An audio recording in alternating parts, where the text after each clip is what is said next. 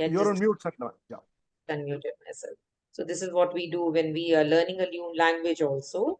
We sometimes forget that what we had, what has brought us to this language.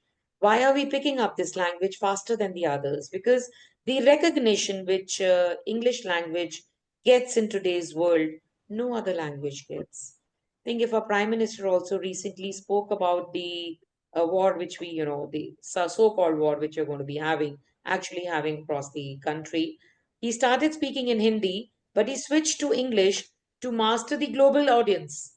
So, what is important is that how people perceive this language to understand you better, understand you as a person better, because this language is very easy to express.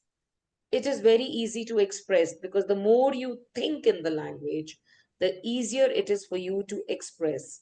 And that comes because so much of reading, you see, the newspapers which we get in our houses. I think how many of our houses are getting Hindi newspapers? Practically 1 in 100. Maximum newspapers which are coming are in English. So, what is being exposed to everybody is the language, which is English. And there is no other option left for them but to study that, but to learn that, and to excel in that, to be competent enough to be accepted in the society.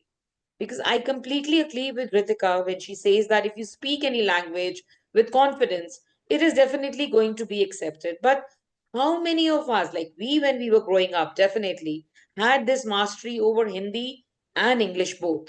We were writing paragraphs in Hindi. I remember writing these paragraphs of नौका पे एक रात नौका के ऊपर जब मैं जा रही थी चांदनी रात पे नौका विहार. All these things we used to write. But nowadays, what we are thinking also, whether we think in Hindi, we are expressing in English because we want to be accepted. We don't want to be an outcast. In today's society, what is being accepted, mind it or not, whether it is the prime minister or it is the normal citizen, you will only stand out if you speak well in whatever language you are speaking. So the speaking part comes from the thinking.